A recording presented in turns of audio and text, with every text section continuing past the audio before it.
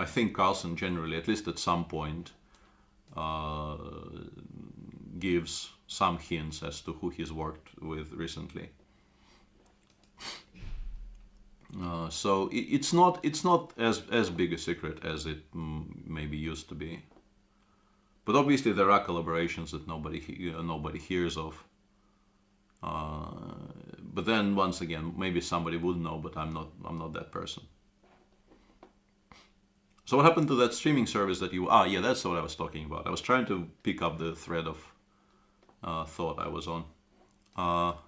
And hello to Ibiza.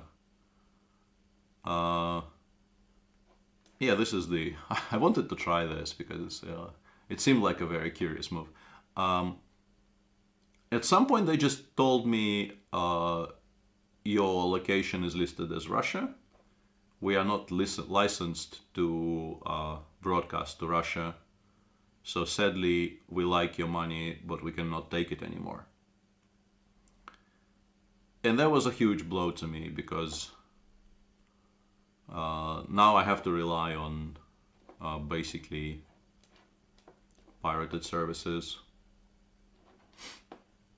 And those are, well, by their nature, not very reliable.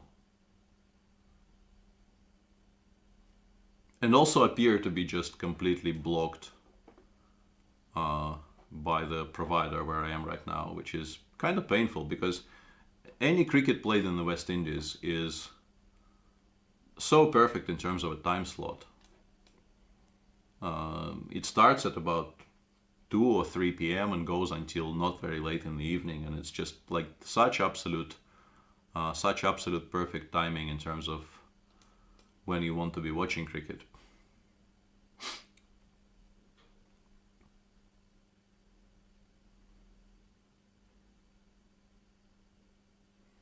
Yeah, those 3 words each things are not my cup of tea.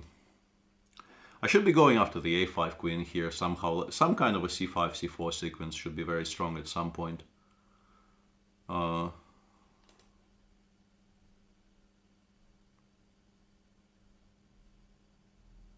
Cricket is theater. I don't know, that's one word. But like to me, the best kinds of cricket, like I am actually...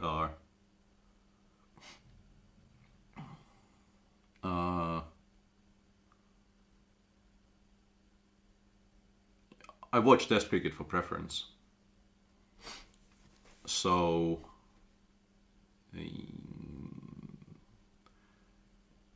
there is this really great sense, like the good Test matches in particular, they give you this sense of theater unlike anything else. Yeah, that's Lorinda is doing my job, only better.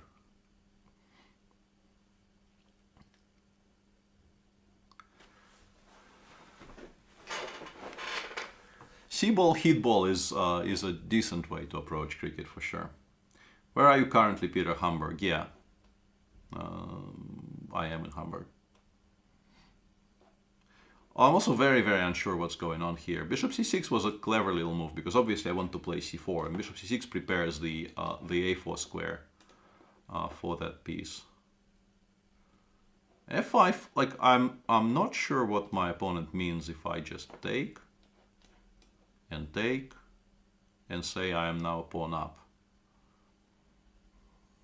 The kind of a, once again, defaulting to the boring old git persona.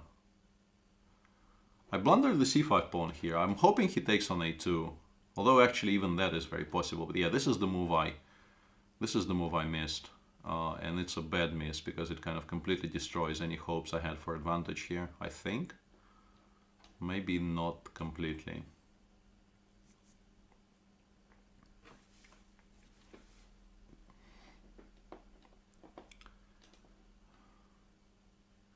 Yeah, overtrading is, on that topic, overtrading is something I've been trying very, very seriously to get out of my system, but it's still there.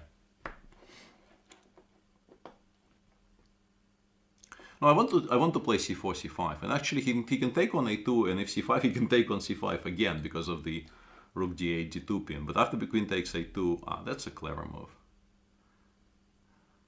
Once again, my opponent is playing a very, very decent game of chess. I think this is more than I can say about myself, at least from a certain point onwards.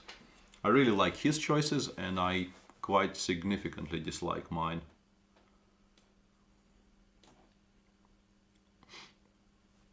I think he's just better now if he plays something like Rook f8. His king is safer. Although after Rook f8, maybe I can be... Yeah, this allows c5. This is this makes me breathe a bit easier here. Although after bishop f4, maybe I'm still worse.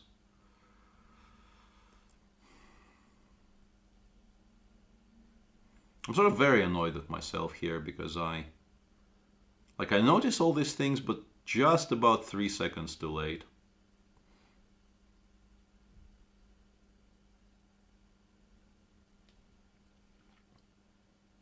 Bishop c5 again, I think I could play bishop c3 and not lose. That was, I didn't blunder it the second time. I definitely blundered it the first time, but did not blunder it the first time.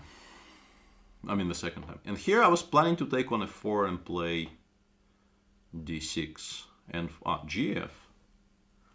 Gf is interesting because he wants to go f3, and after dc7 I only have one check. This could be extremely strong. And once again, I want to compliment my opponent on being very, very smart. I did not see that after king c8 I will not have checks. This is extremely strong. Very well played by him.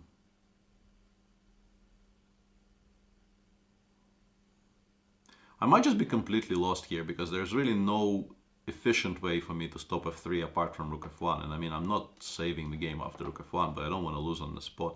Like queen a5 is very strong. Almost any move here is kind of crushingly strong. But I think d6 f3 just wins.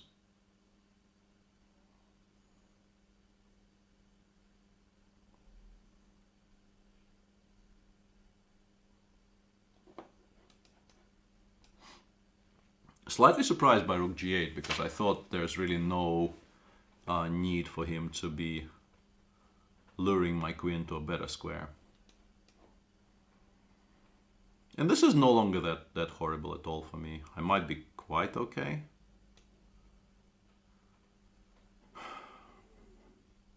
Might be more than okay. I mean, he probably needs to be careful now because yeah, if you miss something like this, you lose. This is going to be a somewhat undeserved victory for me, but we take those.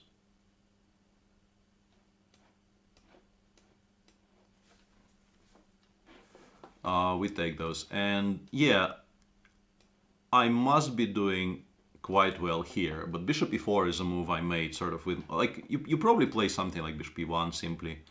You place it on g3, and then you start thinking. I don't know why. Like, it's, now that I look at this position, really, bishop e1 should be the move I make on autopilot, and I start thinking later. So yeah, not playing this was a horrible, horrible mistake.